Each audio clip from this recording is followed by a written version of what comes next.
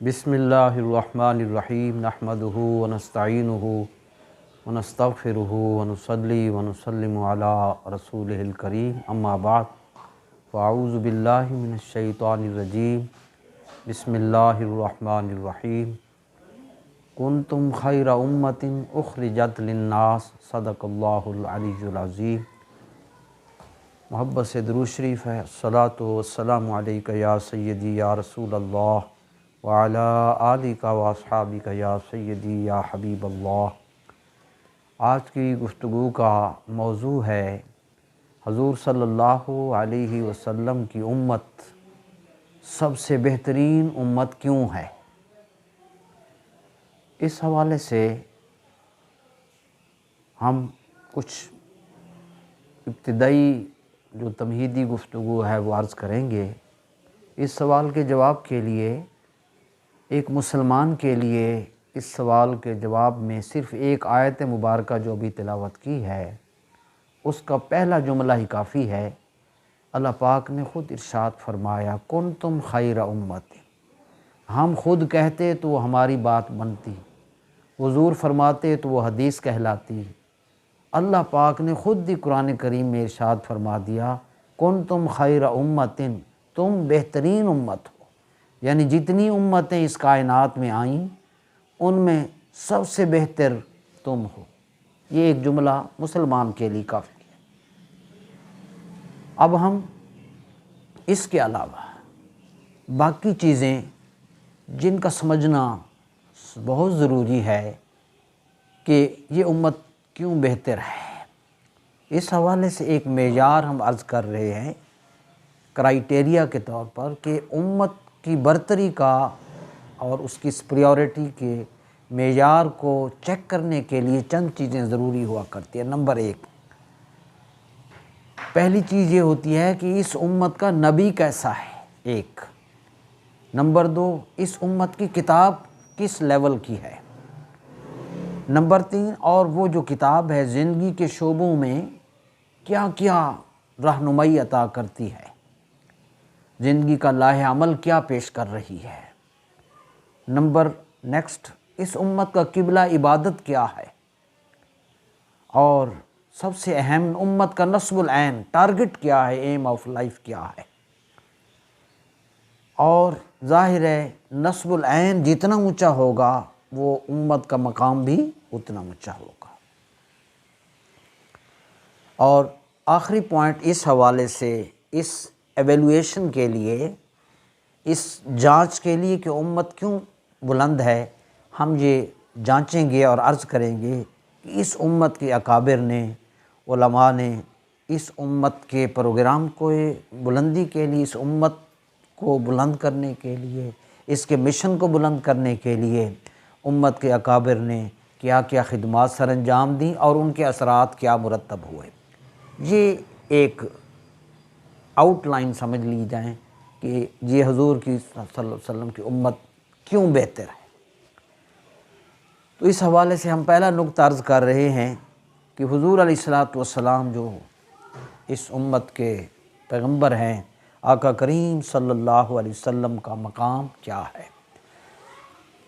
حضور علیہ الصلوۃ والسلام کی شان اور مرتبت کے بارے میں اہل علم نے ایک مختصر جملہ اور شعر کی صورت میں تحریر فرمایا۔ جب انہوں نے تمام دین پر کو سمجھا اور نظر ڈالی اور حضور کے مقام کے بارے میں ان کا یہ جملہ ہے، بہت مشہور ہے، لا یمکن الثناء کما کان حقہ بعد از خدا بزرگ توئی قصہ مختصر۔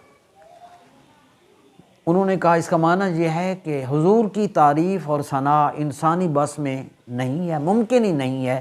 بس اتنا ہم کہہ سکتے ہیں کہ اللہ پاک ذات باری تعالیٰ کے بعد جس ہستی کا مقام ہے وہ رسول کریم صلی اللہ علیہ وسلم کی ذات اقدس ہے، درمیان میں اور کسی کا مقام نہیں ہے۔ یہ ایک مشہور شعر تھا۔ علامہ اقبال علیہ رحمہ نے اس حوالے سے محبت اور عشق کی زبان میں ایک شعر کہہ دیا، نگاہ عشق و مستی میں وہی اول وہی آخر وہی قرآن وہی فرقان وہی یاسین وہی طٰہٰ۔ یہ ان کی ایک محبت تھی۔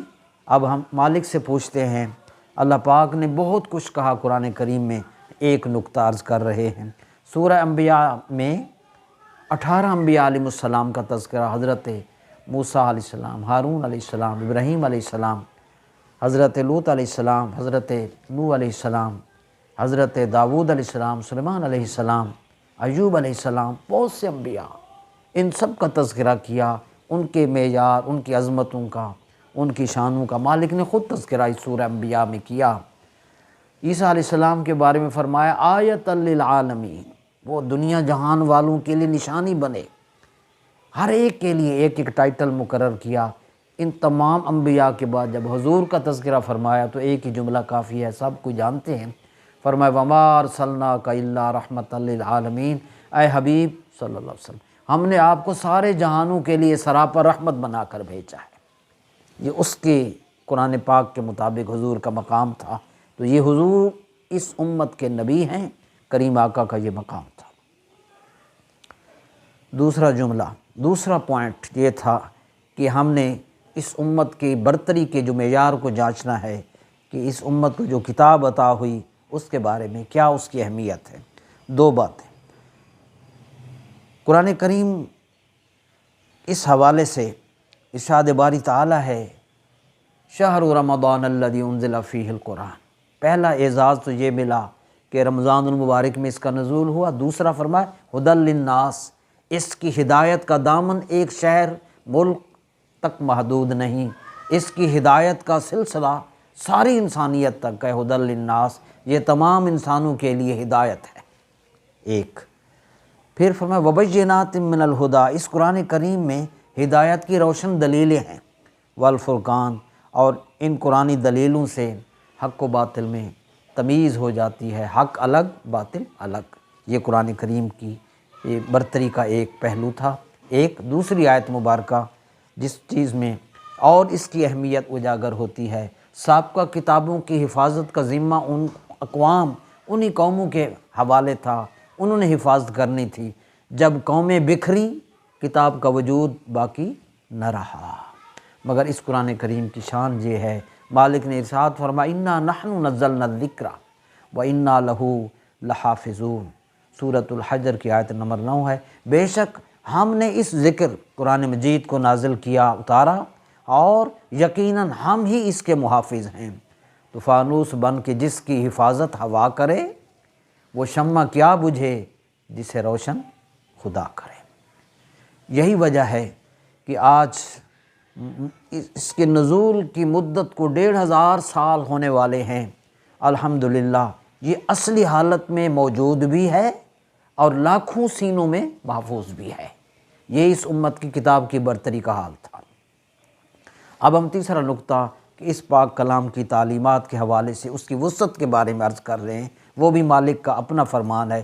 ارشاد باری تعالیٰ ہے وَنَزَّلْنَا عَلَيْكَ الْكِتَابَ تِبْيَانًا لِكُلِّ شَيْءٍ، اے حبیب ہم نے آپ پر یہ کتاب اتاری ہے، اس میں تفصیلی بیان ہے ہر چیز کا، اس زندگی کے اندر جتنے بھی شعبہ جات ہیں اگر بندہ غور سے پڑھے تو ہر ایک کی اویئرنس، رہنمائی، گائیڈنس الحمدللہ اس میں موجود ہے۔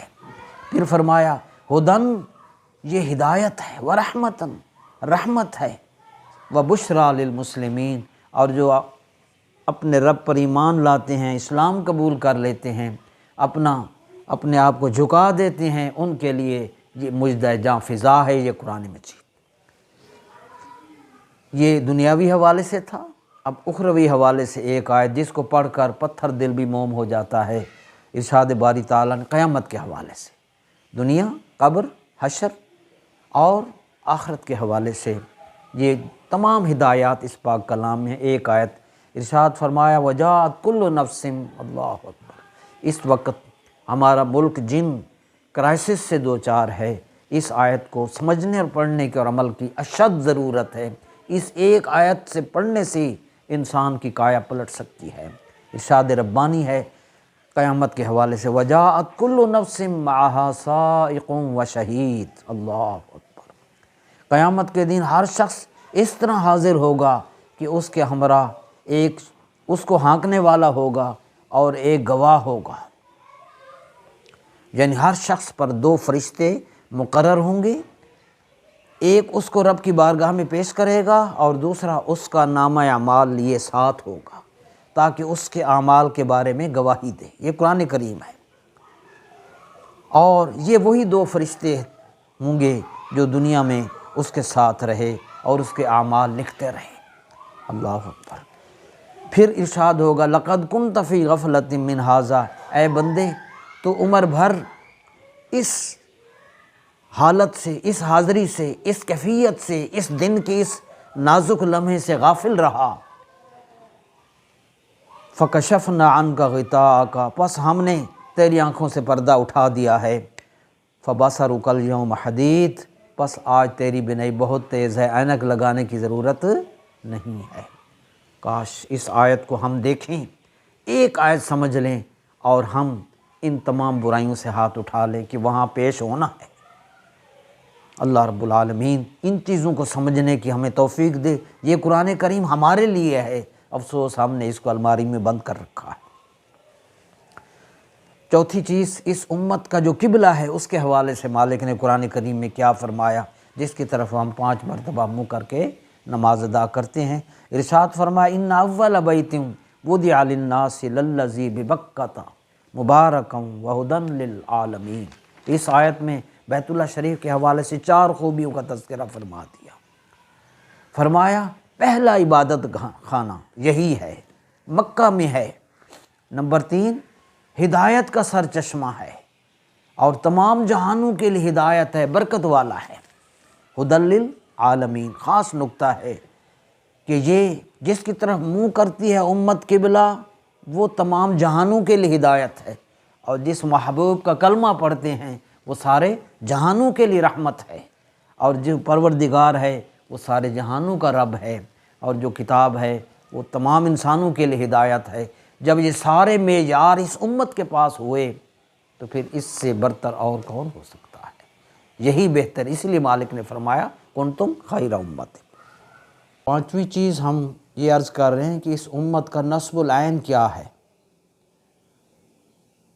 تو اس امت کے نصب العین کے حوالے سے قرآن مجید کی اسی آیت میں اللہ پاک نے جہاں اس امت کو خیر امت کا لقب عطا فرمایا، اس کا نصب العین، زندگی کا مقصد، ایم آف لائف خود بتا دیا۔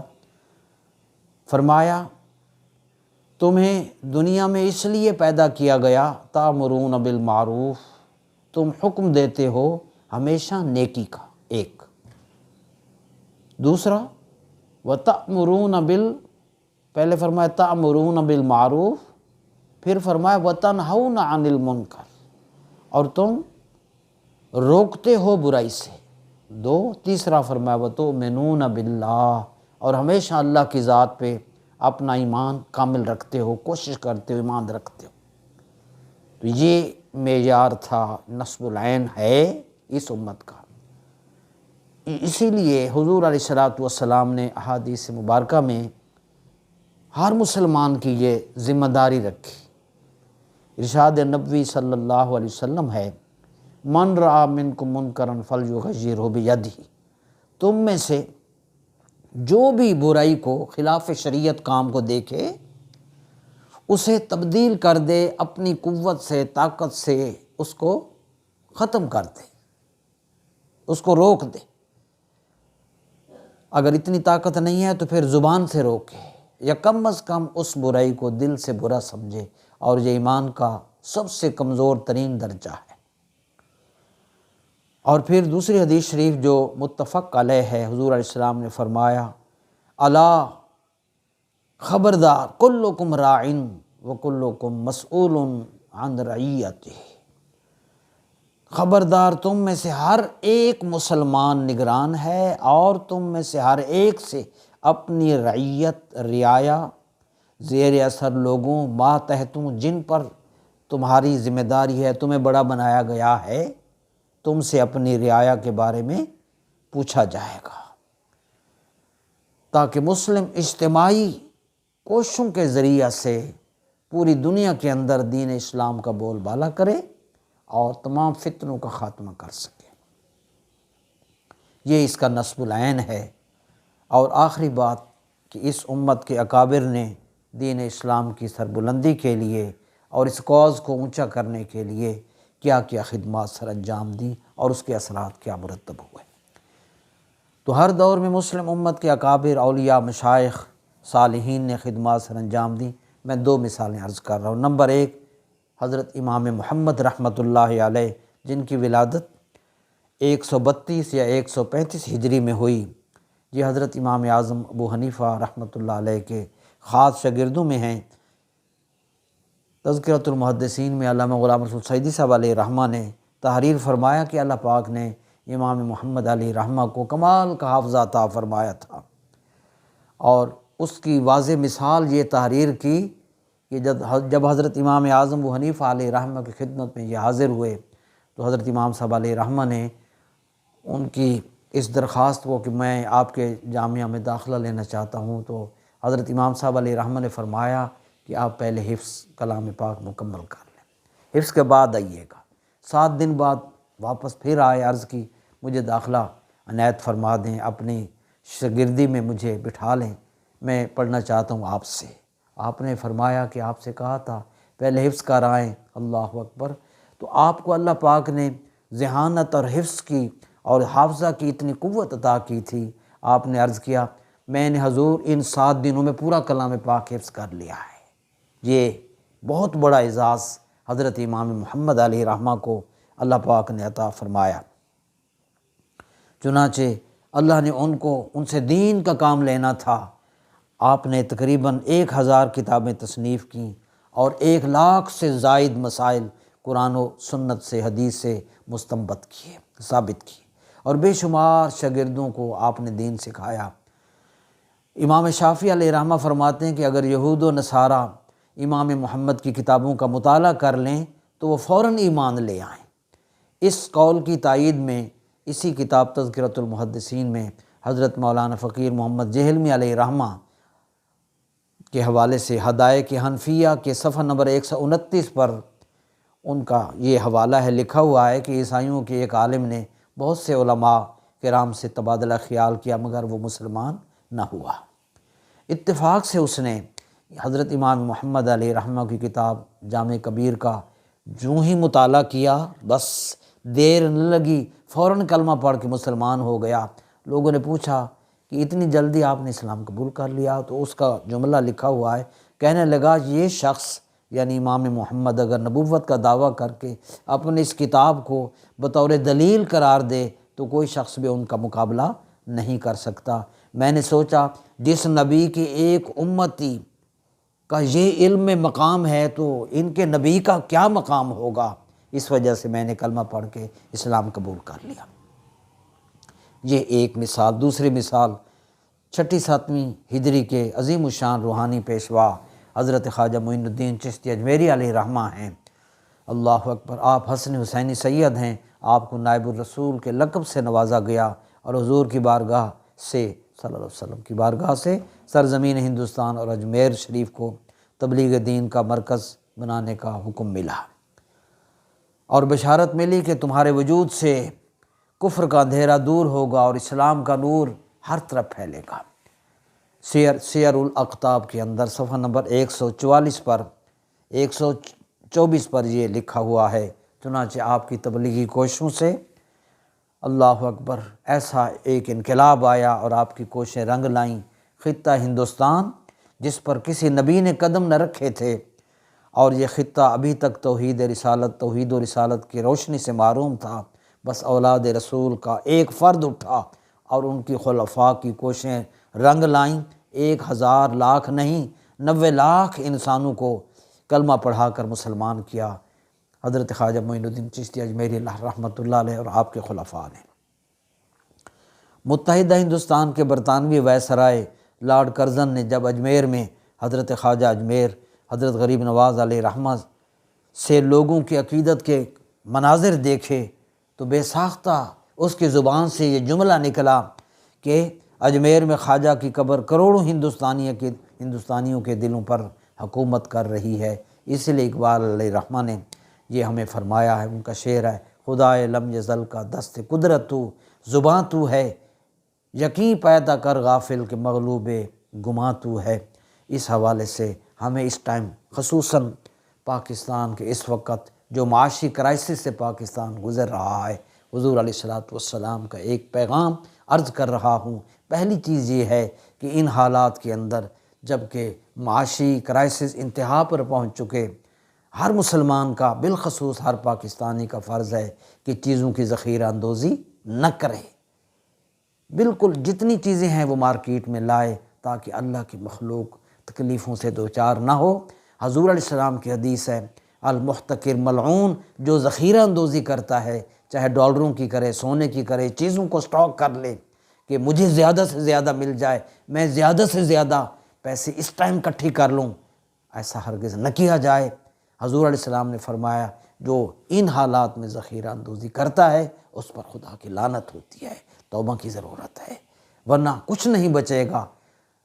دوسری چیز یہ کرنی ہے، حضور علیہ السلام نے فرمایا کہ جب اس قدر مشکلات ہوں، خصوصی طور پہ سرکار نے ایک معیار عطا فرمایا، آپ صلی اللہ علیہ وسلم نے فرمایا ما آل من اقتصد، ان حالات میں میانہ روی سے کام لیا جائے، ناجائز بلا ضرورت جتنے بھی ہمارے اخراجات ہیں ان کو اعتدال میں لایا جائے، خصوصاً شادی بیاہ کے حوالے سے ان کو اعتدال میں لائیں۔ حضور کی حدیث ہے، فرمایا جو شخص بھی مرد ہو عورت ہو، کسی بھی حال میں جب وہ میانہ روی سے کام لے گا وہ محتاج نہیں ہوگا۔ یہ حضور علیہ الصلوۃ والسلام کا پیغام ہے۔ ان حالات میں اس پر بہت شدید ہم سب کو، ہر مسلمان بالخصوص ہر پاکستانی کو عمل کرنے کی ضرورت ہے۔ آخر میں نماز کا ایک مسئلہ ہے جو ہم عرض کر رہے ہیں۔ نماز کے حوالے سے جو شرائط ہیں، اب تک ہم نے یہ عرض کیا کہ کپڑوں کا پاک ہونا وہ بہت ضروری ہے۔ اب آج ہم عرض کر رہے ہیں کہ نماز کے حوالے سے نماز پڑھنے والا مرد ہو یا عورت ہو، اس کے لیے لازم ہے کہ وہ اپنے مخصوص اعضاء کو ڈھانپے، لباس پہنے، لباس پاک بھی ہو، اور کن کن حصوں کا ڈھانپنا نماز میں اور نماز کے علاوہ فرض ہے۔ سنیے، مردوں کے لیے الگ احکام، عورتوں کے لیے الگ احکام۔ مردانہ اعضاء جن کا ڈھانپنا نماز اور نماز کے علاوہ ڈھانپنا فرض ہے وہ یہ ہیں۔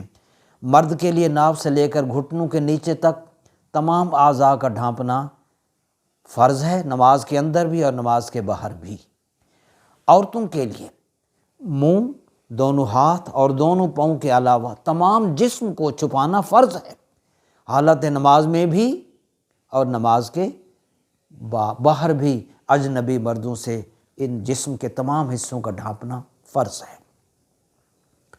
اتنا باریک لباس جس سے بدن کی رنگت نمایاں ہوتی ہو، اسے پہن کر اگر نماز پڑھی جائے تو نماز نہیں ہوگی۔